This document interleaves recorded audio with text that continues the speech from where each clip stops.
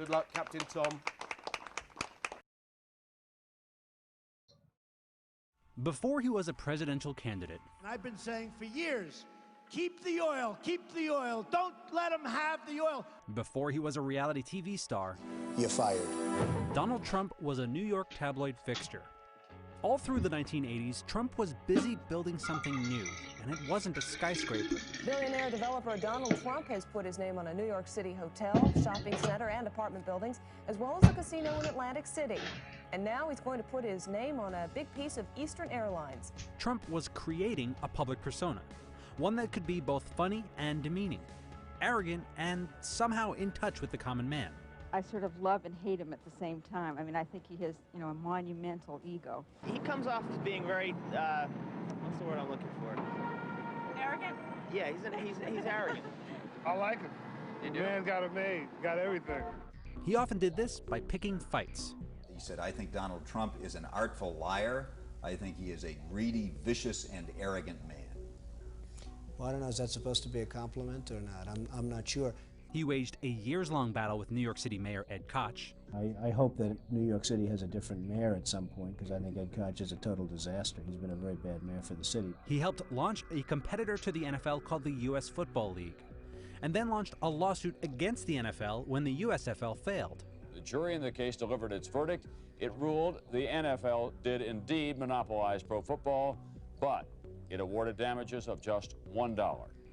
And in one of his biggest fights of the 1980s, he went up against media mogul Merv Griffin in a fight over a casino in Atlantic City. People realize now that Merv made a bad deal. It's unfortunate that he's taken a fall, but he has taken the fall. Nothing much I can do about it.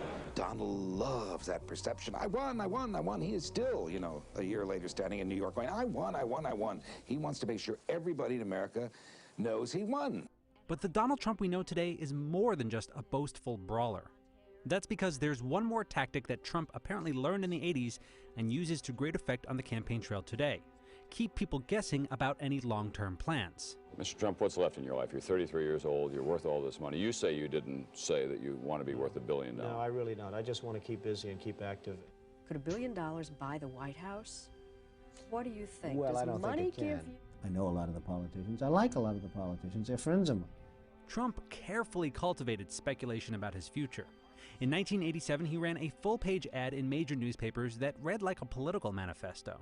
A blow-up of the ad is now on display at Trump Tower on Fifth Avenue. The ad was irresistible to the New York press, and the move kept Trump's name in the news. Trump has said quite seriously that he's a good enough bargainer to negotiate a nuclear disarmament treaty with the Russians. This is not a wealthy country. People think America, wealth, this and that. The Japanese are saying that. What a wealthy country. I mean, they're saying it and they're laughing. The country's losing $200 billion a year. We ought to go in, the next time they fire so much as a bullet at one of our ships, we ought to go in and take over their oil. With each of these instances, Trump refined his playbook.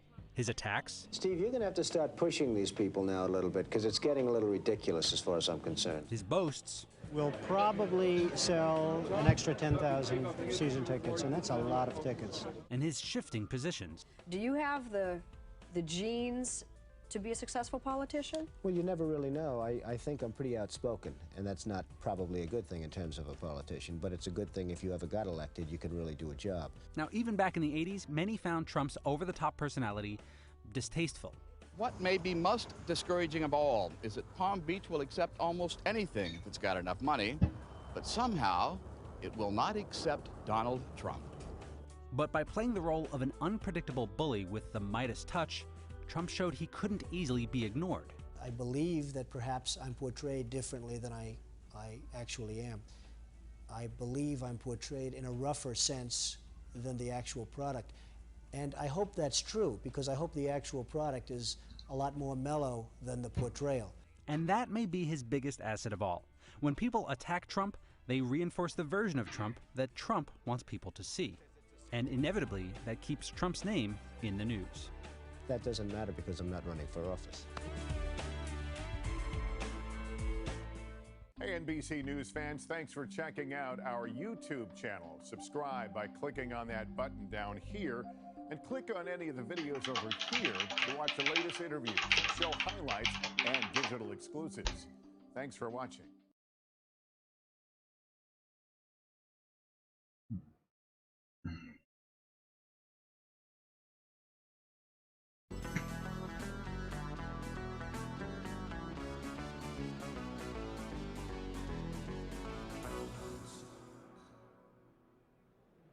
Rich, ruthless, and famous, my guest is a New York institution, known for the buildings he's built and the wives he's divorced. You don't want to cross him, though, because he likes getting even, and he's made it a rule that no one pushes him around, ever. So how did he lose all his money and then get it back again? Donald Trump, a very warm welcome to the program. You say you can't make an omelette without breaking eggs. That sounds like a very destructive business philosophy, is it? Well, I'm not sure that I've actually used those words, but generally you have to shake things up pretty much in order to do something of consequence. And I have shaken things up, and I've had the best business years of my life by far. How rough is business in New York? We hear a lot about. It's the toughest, the roughest, the most ruthless business in the world, is it? Well, I think that business in New York tends to be tougher maybe than other places, but I'm not so sure that's true. The real estate business in New York is an amazing business. It's a great business. And anytime you have a great business, you always have competition, and you always have, unfortunately, the smart and the tough people coming into it. You have to be a killer in business? I think you have to be smart in business. I don't think you have to be a killer. I think you have to be smart. Does that mean eyes in the back of your head, always looking to see who's going to get you, who's trying to pull one off, a fast one on you? Well, one of the things I say in the book, and I say very strongly, is you have to be paranoid. And the book is selling so well, and I guess people believe this, but there is a certain advantage to having a certain degree of paranoia. You watch, you can be a little bit careful, you watch what's happening behind your back, and I think that's probably very true in business. If you're paranoid, how much enjoyment is there? I mean, how much time do you have to actually sit back and say, look what I've done, this is great? I think that there's great enjoyment. I think that the paranoia cannot be carried to a life-shattering crisis point, but I think it's good to always know that people are out there and they're looking to throw you off your throne. But I think success brings great enjoyment, and certainly it has for me. Is it the competition that fires you up? Is it the money? What is it that gets you out of bed in the morning? What is it that drives you here? I really think it's the artistic or the aesthetic. I love building great buildings. In the case, most of my business is the building of things, and I get great artistic pride out of a great building like Trump Tower, which is on 57th Street and 5th Avenue in New York, or Trump International Hotel and Tower, my new building on Central Park West. I mean, I get a great sense of artistic enjoyment out of those buildings. What do you think of business methods in this city? I mean, you've been a New Yorker all your life, you've lived here. What do you think of the way people conduct business in this city? Well, I don't think that New York is that much different from other places. What I do think is that there's a greater energy in New York. There's a greater verve or a greater drive maybe in New York than most other places, and really than any other place I've seen. But I don't think that business itself is much different in New York than it would be anywhere else. Greed, corruption. I mean, you say, it's a throwaway line in the book, greed is good. Well, I don't think greed is good, and as you know, they did the famous film where with Michael Douglas, Wall Street, where greed is good. But that is not the case. I mean, I think greed is bad. I think that you have to enjoy what you're doing. If you enjoy what you're doing, it'll be successful, generally. If you don't enjoy what you're doing, it's almost never going to be successful. Rich men are always targets. The richer you get, I suppose, the bigger the target that you present to people. How much does that worry you? Well, I think that rich men, I guess, are always targets. Rich people are always targets. And I think that there's a level of celebrity that I've attained which has become so ridiculous now that it makes me an even bigger target. So it always bothers me, but there's really not much I can do about it. I mean, I can't ridiculous help it. in what way, the celebrity level? Well, it's just become very tough to go out. It's very tough to do things. It's very tough to just even go to a restaurant in a sense, because it's always shaking hands and signing autographs and things. And, you know, it didn't used to be that way. But that's a symbol of success, is it? It You're is, a but victim of your own success. it's not necessarily a good symbol. It's really, it causes lots of problems. I mean, you go out and you want to have dinner at a restaurant with a group of people, and it ends up being a big event, and you have people waiting at the entrance to the. It's just a very tough way to lead a life, I find. You talk in your book about getting even, the importance of getting even. Is revenge sweet? I believe strongly in getting even. If somebody has hurt you, if somebody's gone out of their way to hurt you, I think that if you have the opportunity, you should certainly go out of your way to do a number on them. And I've had more criticism about that one statement in my book than any other statement. The clergy is called, the ministers, the priests, the rabbis. They've all said, what a terrible thing to say. That's against our teachings. I just believe it. I believe in an eye for an eye. If you did turn the other cheek, as the clergy are presumably suggesting to you, what would that do to your reputation in business circles here in New York, do you think? Well, I don't know what it would do to my reputation. I just don't believe instinctively in turning the other cheek. If somebody was out to hurt you, if somebody was out to do a number on you, I really believe that you should just do a number on them if you get the chance. Can you give me an example? Well, there were people that I really helped in business when things were very good in the 1980s and when my company was going good. And they did not lift a finger to help me when I needed it. And there were a couple of them that could have very easily helped me. Now I have the opportunity to do a number on those people, and I will tell you I'm having a lot of fun with the opportunity. Who are the movers and shakers in the society? We get the impression in New York that power is in the hands of a few very, very rich people, yourself included. Decisions in smoke-filled rooms, is that still the way business is conducted in this city? Well, I think New York is very much run politically. I think we have a mayor that's named Rudy Giuliani who's done an incredible job in New York. And just got reelected. And just got reelected by a huge margin, I guess the largest margin ever. He has been an incredible mayor. He's done an unbelievable job. And he's just been great. And so it starts off with the mayor, the leadership, and the politicians. We have other people within the business community, obviously, that are very important, and there are a lot of them. But the city has just become very, very hot, and I think it's due to Rudy and lots of people in business that have done a very good job. When you say hot, it's more focused? It's really become focused. It's just a place where everyone wants to be. People want to come to New York. They love the city. They want to be here. They want the action. You know, New York has action. New York is unbelievable action.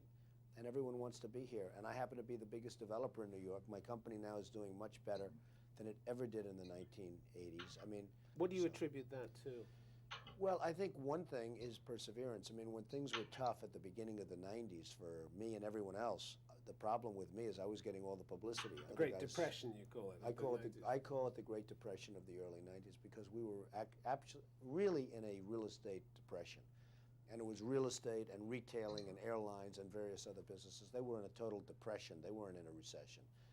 And I survived, and most people didn't survive. I mean, a lot of my friends, a lot of good people and bad people had to go bankrupt, and you never heard from them again, and you probably never will hear from them again. But, you know, I survived to a point where the company is much bigger now than it ever was and much stronger financially than it ever was, and I wrote a book about it.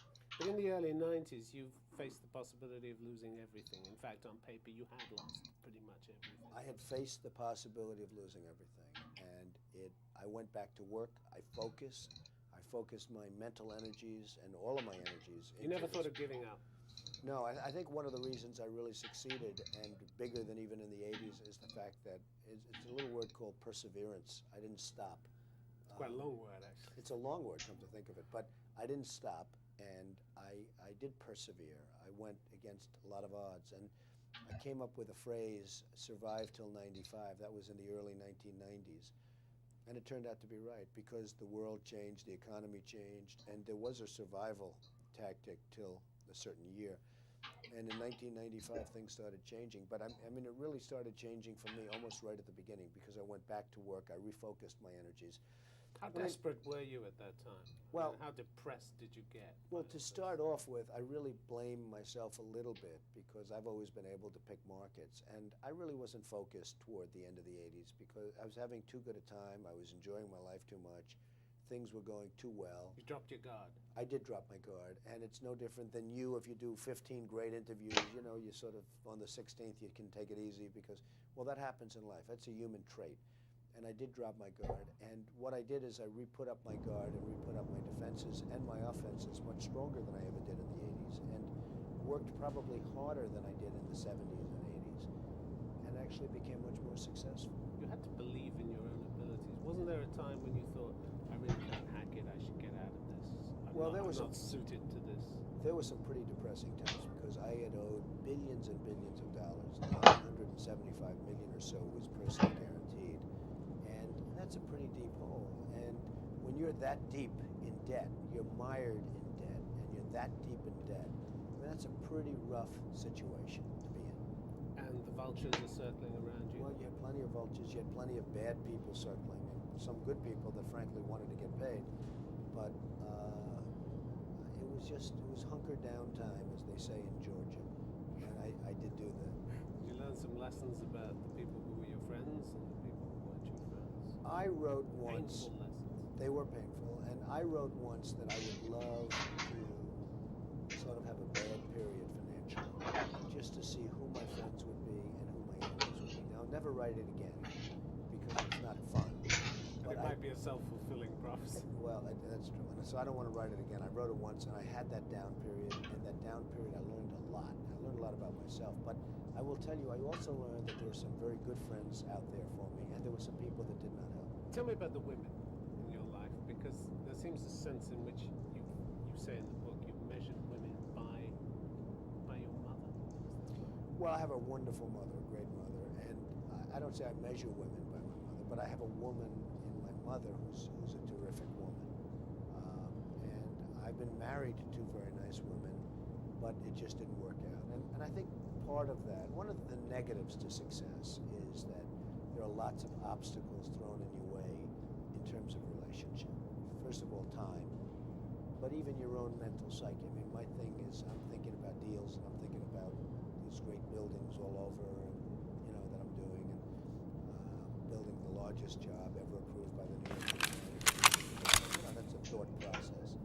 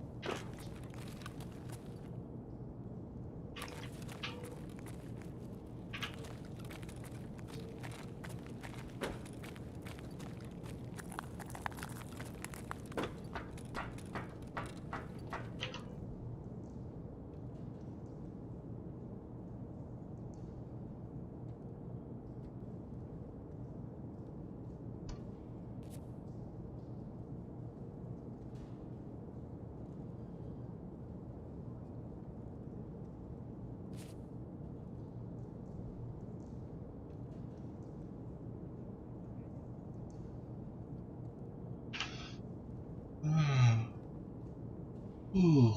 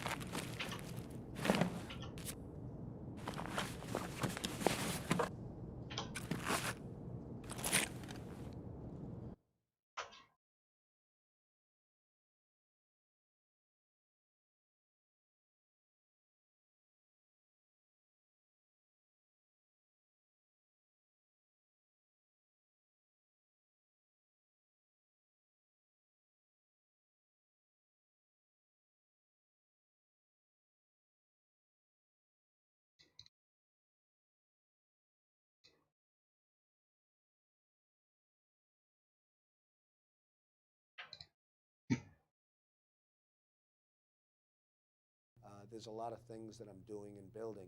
And I'm thinking about that maybe as opposed to relationship. I'm not saying that in a positive way. I'm saying it almost in a negative way, because it's very negative in terms of relationship. And success may be great in terms of living and lifestyle and beautiful homes and apartments and boats and planes and all of the stuff that doesn't mean very much.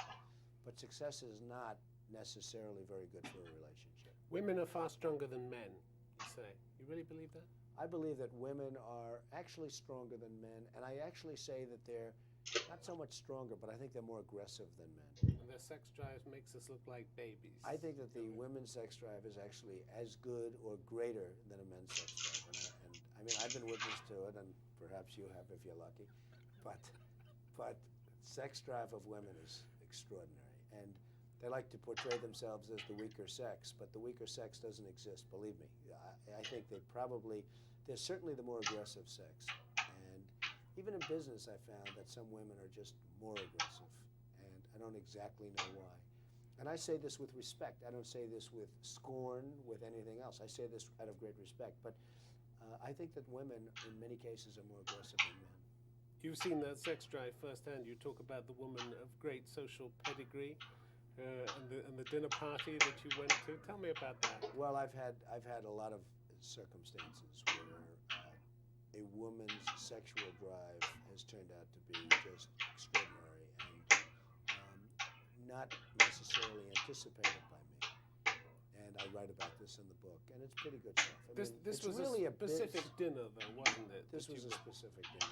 And what happened? Well, I'd rather let the book speak to it, because, to be honest, it's almost embarrassing talking about it in an interview. But because it really is mostly a business book, but I think that women have a lot to do with business. They have a lot to do with the effect on your life and how they affect your life. They have a huge amount to do with it. She embarrassed you, though, this woman. I mean, you don't name her in the book, but she embarrassed you. I would never name her. Somebody else wrote a book and named all the women that he had, as he said, conquered. And I was playing with the feet under the table, wasn't it? Yes, it was. And it was a whole thing. And it led to something that was sort of interesting. And it just wasn't a very good thing, especially with her husband sitting on the other side of the table. And there are so many instances like this, and I do talk about them in the book, and they're interesting. It's not what the book is all about, but the book is about success, and frankly, women so influence you and the world around you that I devote a lot of time to women in the book. You say women have one of the great acts of all time. The smart ones act very feminine and needy, but inside they're real killers. It sounds like you have almost this sort of love-hate relationship with women. Well, I might. I mean, I have mostly a love relationship with women because I totally admire and respect and love women. I think women are incredible. But I really do. I feel that there is I feel that the smart ones are the ones that really go out and do it without waving the banner of women's liberation. And if you look at the really successful women, those are the ones that have not had to wave that big banner. They've just gone out and done it. 2 wives. You've had Ivana and Marla. What do you think of them now? I have good relationships with both of them. You've had fights. You're in an ongoing fight with one of them, or you were at the time the book was being written. I mean, you'll see. I'd rather be able to address that question sometime later, because at this moment, I have a very good relationship with Ivana. I think I have a very good relationship with Marla, but I'll be able to tell you better in about a month or two. We'll find out. You stress the importance, though, of the prenuptial agreement, even though you say it's a vicious and it's an ugly document, and people who sign it are 50% more likely to divorce than those who don't. But yet you stress this is a key to a happy marriage. Right. Well, prenuptial agreements are ugly, vicious, terrible documents that you have to have. I mean, it's if you're getting married and if you're a person of substance, man or woman of substance, you have to have a prenuptial agreement. And the reason is the word certainty. You need certainty over your business. You can't be going on for 10 years fighting over a divorce agreement. You need certainty. And you just have to have a prenuptial agreement. And even when you do, you have battles, as you've shown.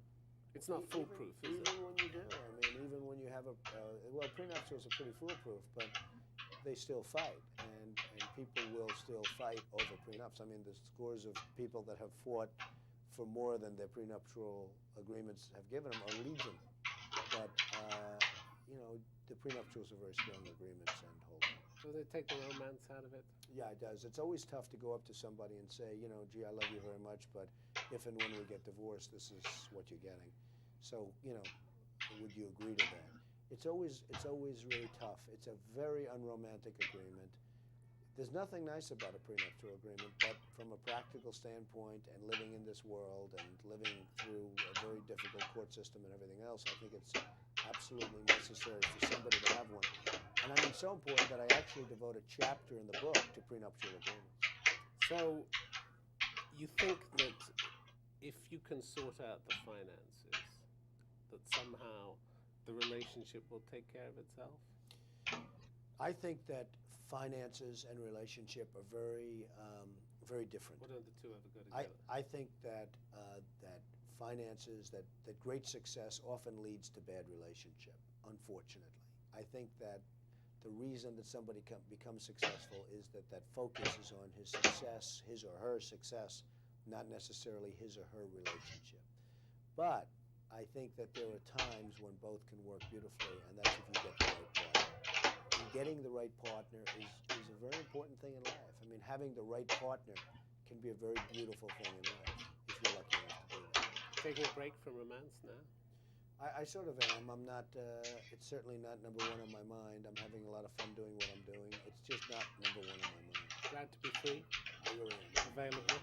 Not that we're advertising. No, I wouldn't want to advertise it, because I think there's nothing like having a great relationship. I think having a great relationship is more important than deals and more important than everything else. I find that business comes very easy to me. Relationship is always a much more difficult thing.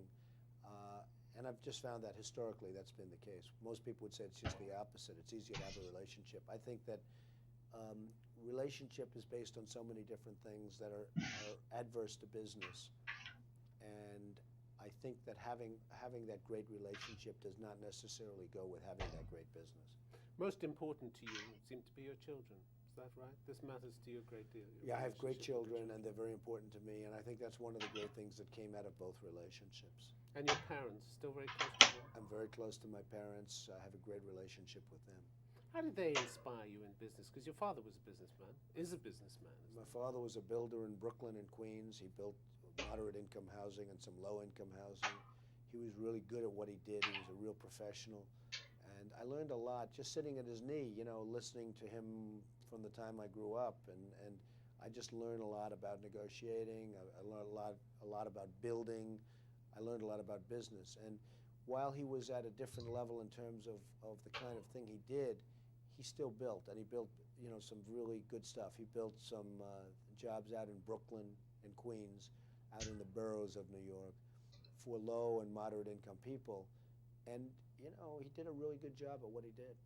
Tell me about your friends, because you count some of the best known people in the world among your friends. There was a dinner you went out to with Michael Jackson, which you describe in the book. Tell me about that, because he seemed almost lost when you took him out to a restaurant, lost looking at a menu. What do you remember about that evening? Well, Michael Jackson was literally I mean, he's a very good guy, and he's having a difficult time. But he was literally to go to a restaurant, and we went to Le Cirque, the great Le Cirque, and with Sirio, and Michael was sitting at the table, and he just sort of, it was just like he was never at a restaurant before. He didn't know about menus, he didn't know about things. He was just, and I said to him, when was the last time you were at a restaurant? And he said, many, many years ago. And I could believe that was true, because he was so at ease at the restaurant. It's just, restaurants aren't his thing. Did you have to order for him? No, I mean, he did fine. I'm just saying that he was just not somebody that was exposed to this kind of a life. And what really was interesting was at Le Cirque, you had these great celebrities, and they had never asked for an autograph in their life. People asked them for autographs, and they were coming up to my table asking Michael for his autograph. That, to me, was the funniest part of the evening. Sylvester Stallone, another friend of yours. Well, he's a Play great golf with him. He is. He's a great guy. He's a good golfer. He's a very smart guy. You know, people don't give Sly credit for the brain. They give him other credits, but they don't give him credit for that. He's a very smart guy who's done a terrific job. And I mean, you know, he insisted on playing Rocky. They were going to have somebody else play Rocky. He wouldn't let it go without him playing. I mean, this guy is smart and tough, and he's a terrific guy. And Frank Sinatra, you fell out with at one point, didn't you? What was that? What was all that about? Well, I had a dinner, and I actually apologize in this book for it because I said some negative things about Frank in my second book. I mean, he's just been a terrific guy over a lifetime. How did you fall out, though? What was the incident? He was very rough and tough at a table with somebody, not me, with somebody at the table, namely his wife. And I was really shocked at it. I was surprised at it. I mean, I've seen a lot of things, so I don't get shocked too easy. But I've been, you know, I was just amazed at how bad this particular incident was. And then I realized, I mean, you go outside and everybody's pulling at his coat strings, trying to get his autograph and trying to break him down one way or the other. And it really was pretty tough from a lot of standpoints. And as I mellowed coming into my third book, I said, you know, I feel badly about writing about him. And I did the same thing with Malcolm Forbes. I mean, Malcolm Forbes was a great guy and a friend of mine. But when I was having trouble, Forbes magazine put me on the cover and they started doing some negative stories and everything else. And I didn't feel good about Malcolm Forbes. And then I realized he was just doing his thing. He was just doing his job. He was doing the right thing. And I apologized to Malcolm Forbes because he was really just doing his thing. And, you know, Malcolm Forbes has since died, and New York City has lost a great guy and a great character. The impression from what you write is that you haven't had a good press. You haven't enjoyed relations with the press. You think the press has misled you, lied to you. Well, I think that an occupational hazard, or do you think you've been really badly treated? I think it's occupational hazard. I think a lot of the press is very dishonest. I think a lot of the press is really, really dishonest. But I think that I've been totally, you see, most people think I get great publicity. I happen to think I get terrible publicity. So, you know, what can I say? Do you mind what people write about you? I used to mind much say more. about you? I used to mind much more. The one thing I have learned, it's a one-week phenomena. It doesn't matter. At the end of a week, usually at the end of a day, but usually at the end of a week, it's totally gone. You don't even remember the story. And once you get that into your head, you can live with it.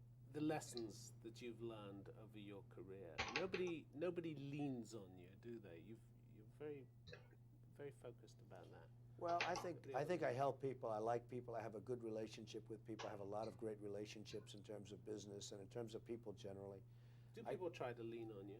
Yeah, everyone tries to lean on me, but I have lots of really good relationship, and I don't mind being leaned on if it's to help somebody. I think I really enjoy helping people at high levels and at low levels. I feel it's very important to give to charity. I give a lot of money to charity. I try and help as much as I can. But you know, there are times when you just have to say, that's enough. That's all I can do. People might look at you and think to themselves, I wonder what it's like to have all that money.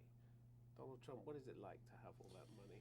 Well, again, money does not buy happiness, and it does not buy lots of other things, but it certainly makes life easier, and it really does create, it lets me create what I want to do artistically, because I'm an artist. In a certain sense, I'm an artist. I build the greatest buildings in the world. I'm the biggest developer in New York City. I love what I'm doing, and I put up great things. And having money and having the kind of access to money that I have allows me to do what I like to do best. And if someone says, I want to be Donald Trump, what would you say to them? I'd say lots of luck. Donald Trump, thanks very much for sharing your views with us on Hard Talk. Thank you. Thank you very much. Thank you. Great honor.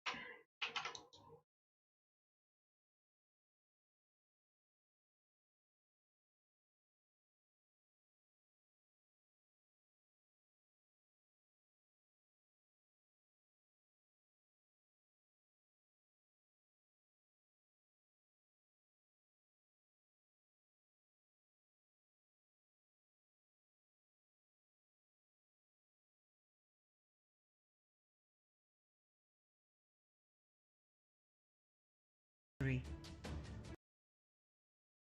We are about to witness one of the greatest events in human history.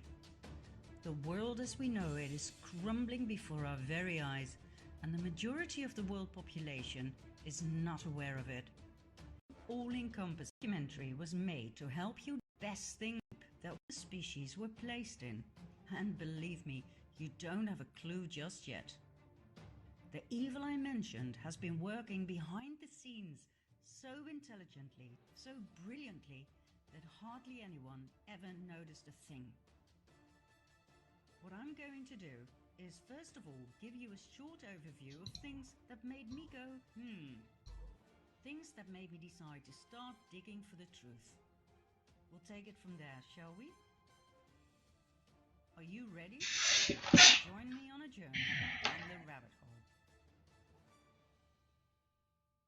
Let's start with the recent forest fires, for instance in California. Did you know that these fires forgot to burn trees? That they were capable of cutting through houses? That they burn trees from the inside out? That they were able to lift cars, tilt them, and smash them down? Are you sure these are ordinary forest fires? And how about this one?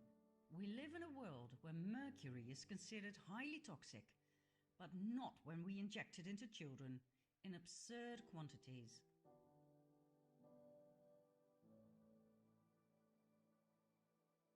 No doubt you've heard about chemtrails. Denied by our governments for a long time, but recently acknowledged and referred to as geoengineering aerosols. They are sprayed into our atmosphere to protect us from global warming. The thing that makes me go however, is the fact that we're sprayed with heavy metals, which are stored in our brains, where they have proven to cause Alzheimer and Parkinson's disease. And did you know that in many countries, among which my own Holland, we have to explicitly say no to organ donation, for if we don't, our organs will be property of the state as soon as we are declared brain dead?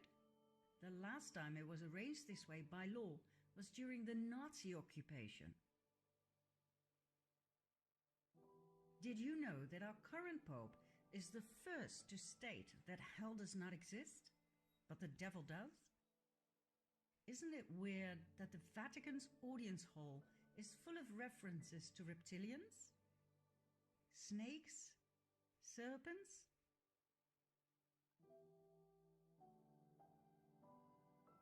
Did you know the Vatican's telescope is called Lucifer?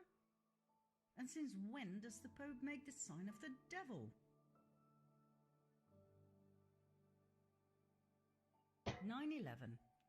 Whereas one bird can cause terrible damage to a plane, on 9/11, 2 planes managed to cut through steel. A third plane mysteriously disappeared in a building, and number 4 plunged into the earth without leaving any debris or bodies. The planes were piloted by terrorists who only had a few flying lessons in a small Cessna.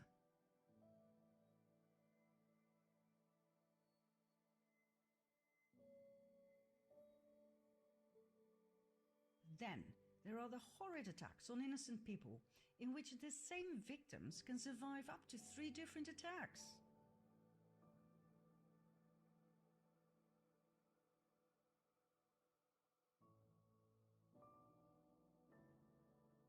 This lucky young man survived being shot in the head. All he needed was a band-aid. And thank God not all victims are people of flesh and blood.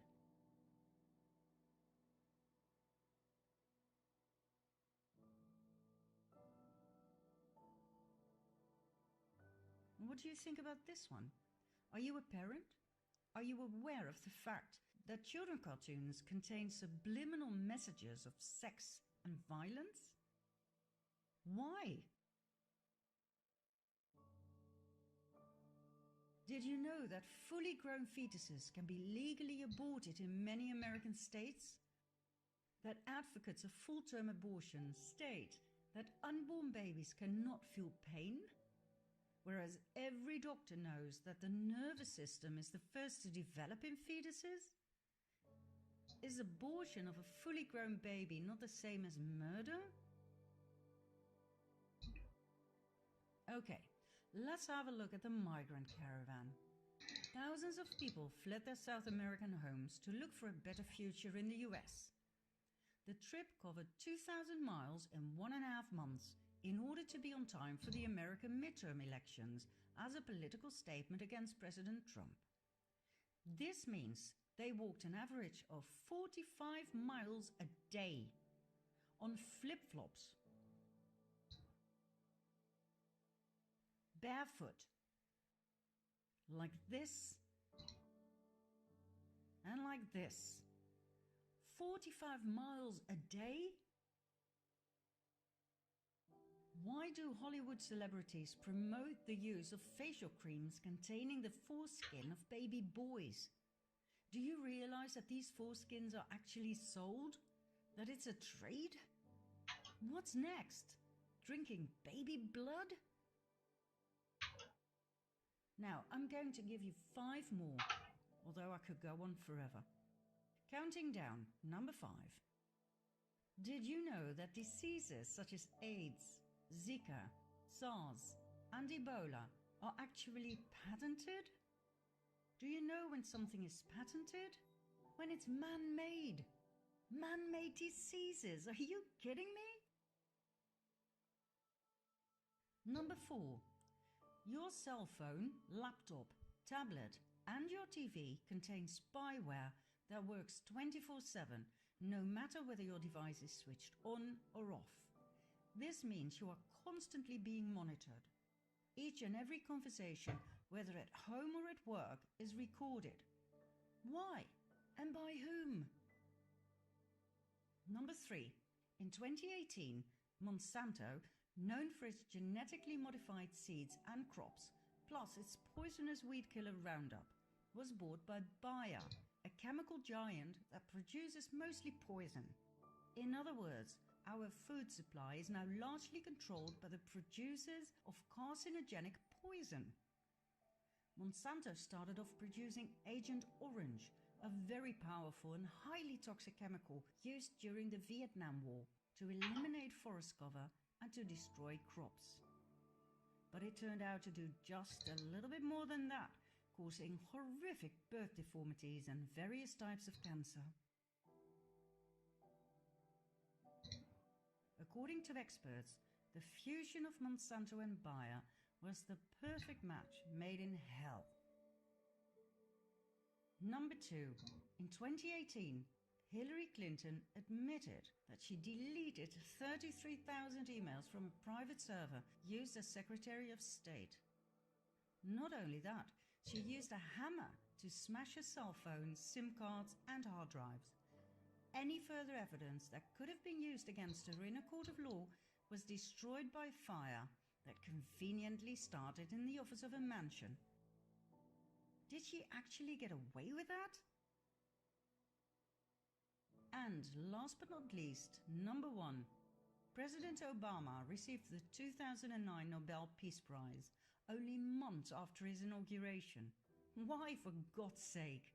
He came from nowhere and had achieved nothing at the time.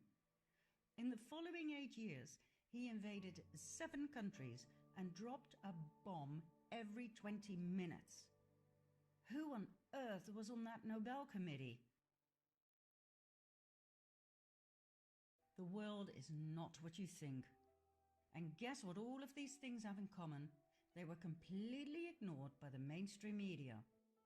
Not one news channel covered or questioned any of it. And just when I thought I'd seen it all, this became President of the US. I always thought there were 2 political sides in life, left and right. Left was for the common people, right was for the rich. But I soon found out that my ideas did not reflect reality at all. Obama seemed to have enchanted everybody, including myself, with his good looks and charms. But like I said, he invaded 7 countries. He was a Democrat, for God's sake. And Democrat Bill Clinton went from one sex scandal to the next, lying under oath and getting away with it. Maybe left and right were simply two wings of the same bird? In spite of my leftist upbringing and background, and my fierce opposition against Trump, I decided to give him the benefit of the doubt. But how did he get elected in the first place? Just before the elections, WikiLeaks arose. Founded by Julian Assange in 2006, WikiLeaks is a giant online library of the world's most censored documents, obtained by whistleblowers at the highest level. Much information deals with war, spying, and corruption. Now, just before the presidential elections, WikiLeaks published highly incriminating evidence of the corruption within the Clinton Foundation and the Clinton presidential campaign. So, what happened? That happened. On January 20, 2017, Donald J. Trump was inaugurated as President of the United States of America. But how did WikiLeaks obtain the evidence of the Clinton corruption? It was leaked by an employee of the Democratic National Committee, Seth Rich, who was subsequently found dead with 2 bullets in his back. Who killed Seth Rich? We will find out in the next episodes. What do we have for now? Donald Trump as President of the US. And then, out of nowhere, arose the enigma of Q.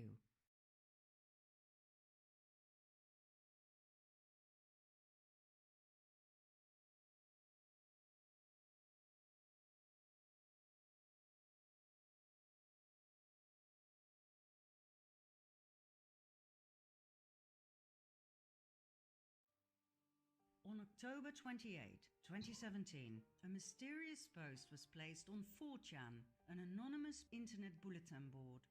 It contained nothing but codes. This was the beginning of a new phenomenon. The Q posts, soon to be transferred to 8chan due to hacking, became more and more intriguing and popular among the so-called QAnons, anonymous people who are wary of the lies of the mainstream media and who've gone searching for the truth using other news outlets on the internet. I will get into the identity of Q later on in this documentary. Q communicates with the people by means of the Q posts, drops or crumbs that we, the Anons, pick up and decipher. The Q crumbs portray a better world, without wars, treason and corruption. A world after the Great Awakening. Q uses words and short sentences that keep coming back.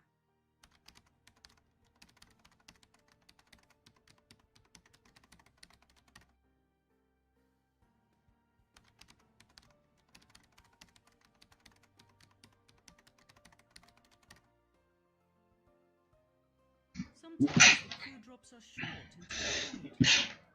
Initials are used instead of full names. Sometimes they contain a lot of information. And sometimes combinations of letters and numbers are used for us to rearrange. The Q clock was introduced, and it took us quite some time to figure out how to read it. And then there was the Q map, containing an incredible amount of vital information. The map was made by Dylan Lewis Monroe. It contains an overview of the true history of mankind and its covert power structures. Q is not a cult, as suggested by opponents. After all, it tells us not what to think or what to do. It merely gives us questions, clues and riddles. We need to do the research in order to find the answers. And that is how we discover the truth. Through this research, I've come to find out more about American and global politics than I'd ever dreamed of. I was never really interested in politics, but the Q drops opened my eyes to a whole new world. A world of secret societies, secret services within secret services, and secret deals made on a grand scale. A world with shadow governments, with an excessively rich 1% of the world population that actually runs the world. Not